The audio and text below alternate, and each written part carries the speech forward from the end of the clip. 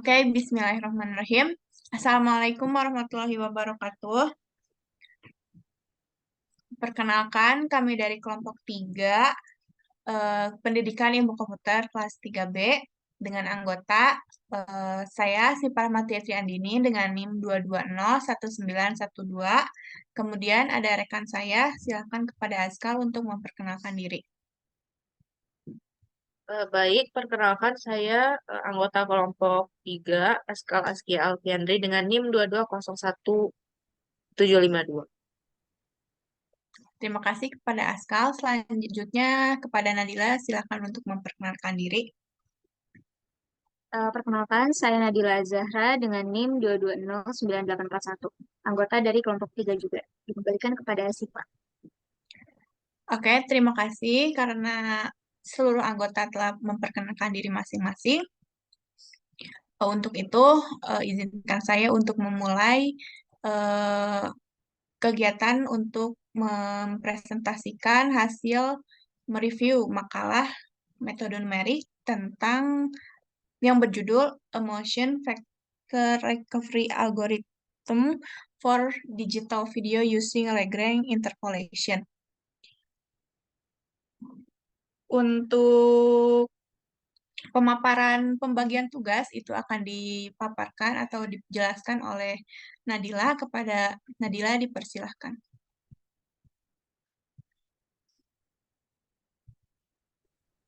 Baik, terima kasih kepada Sipa. Jadi untuk pembagian tugasnya sendiri dari kelompok 3 ini, yang pertama untuk Azkal Azkia itu mengerjakan bagian background summary dan metode penelitian.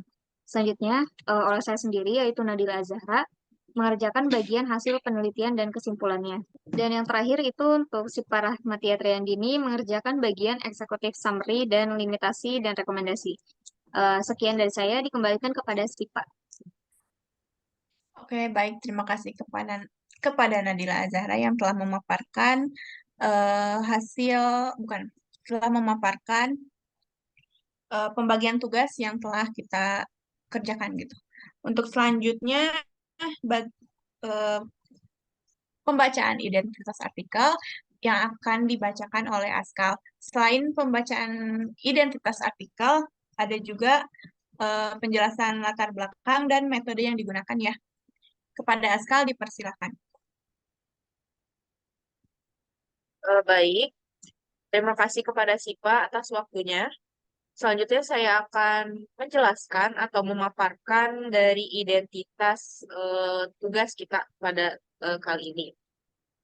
Yang pertama, artikel yang kita ambil itu seperti yang sudah disebutkan sebelumnya adalah a motion vector recovery algorithm for digital video using language interpolation. Untuk penulisnya sendiri yaitu Jing Hong Zheng dan Lapui Chow dengan afiliasi Institute of Electrical and Electronics Engineers. Untuk identitas jurnal sendiri yaitu IEE E-Transactions on Broadcasting Volume 49 Number 4 December 2003. Kemudian lanjut untuk background summary. Jadi artikel yang kita ambil ini membahas pengembangan algoritma pemulihan vektor gerakan untuk standar pengkodean video H264.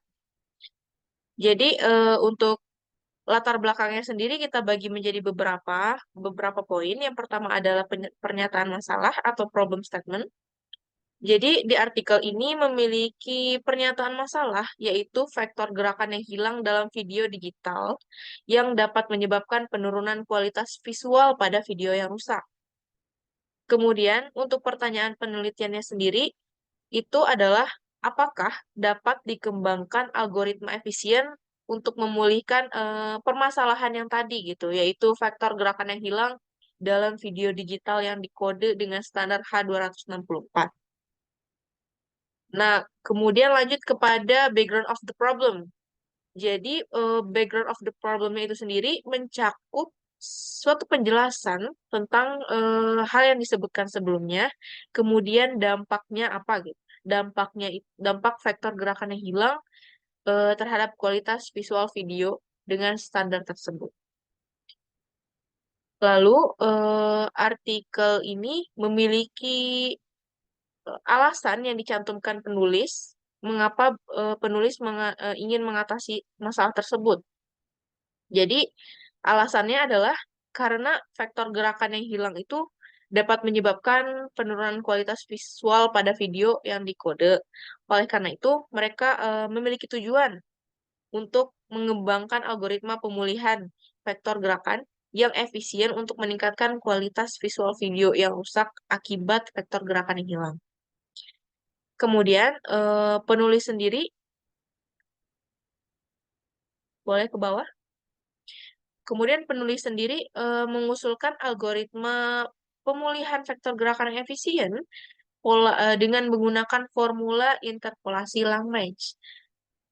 Algoritma ini mempertimbangkan korelasi antara vektor gerakan dan mencoba menggunakannya untuk memulihkan vektor gerakan yang hilang.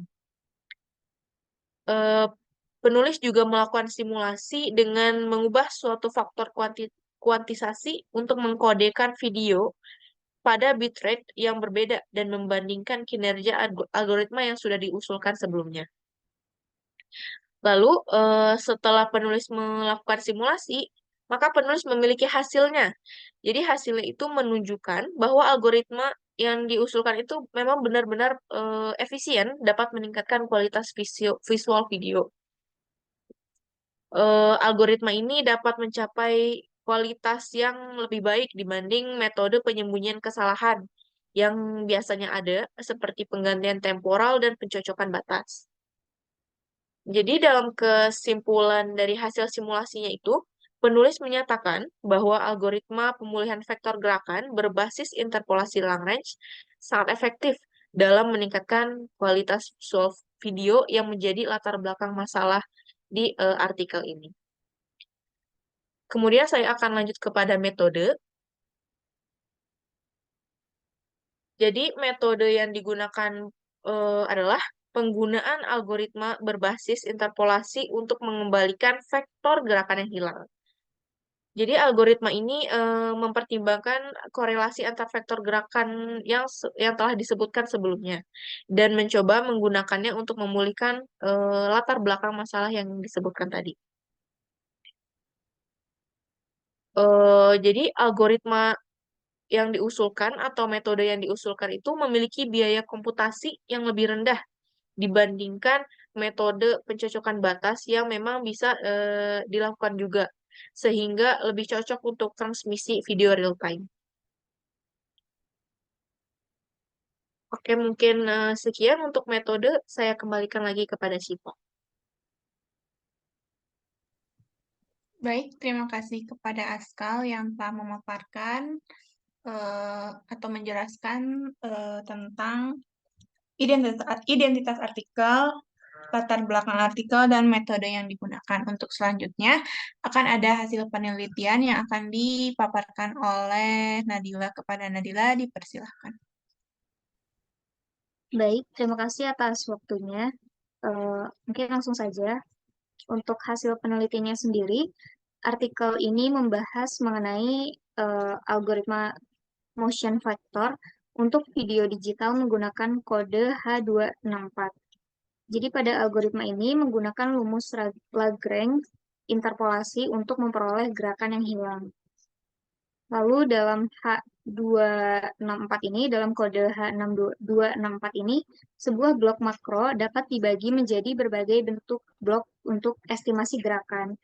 Setiap bloknya ini memiliki gerakan masing-masing dan sehingga ada lebih banyak gerakan dalam suatu blok makro daripada versi sebelumnya. Algoritma ini juga mencoba menggunakan algoritma temporal replacement dan boundary matching untuk membandingkan kinerja dengan metode yang diusulkan, seperti yang dijelaskan sebelumnya oleh Azkal. Dan pada hasil simulasi tersebut menunjukkan bahwa algoritma yang diusulkan dapat efisien memperbaiki kualitas video yang rusak dibandingkan dengan metode penggantian waktu dan pematching kotoran. Algoritma ini dapat mencapai kualitas rekonstruksi yang lebih baik. Bisa dilihat pada gambarnya. Nah, pada gambar yang A ini itu adalah video yang rusak. Jadi yang ditandai hitam itu bisa dibilang rusak. Selanjutnya yang bagian gambar di B ini itu adalah em, penggantian sementara dari video yang rusak itu. Jadi supaya tidak terlalu rusak dan untuk sementara waktu saja. Dan untuk gambar yang C ini pencocokan batas-batasnya gitu.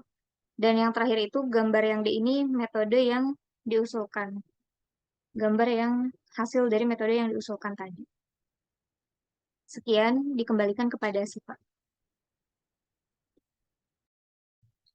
Oke, mohon maaf, Nadila. Eh, Kesimpulan dibacakan oleh Nadila juga. Dipersilahkan. Baik, mohon maaf juga ya. Oke, untuk kesimpulannya sendiri dari artikel ini adalah algoritma pemulihan vektor gerak yang efisien untuk standar pengkodean baru H264 dibandingkan dengan standar pengkodean sebelumnya seperti H263 dan MPEG4. Vektor gerak tetangga di H264 ini memiliki korelasi yang lebih tinggi gitu.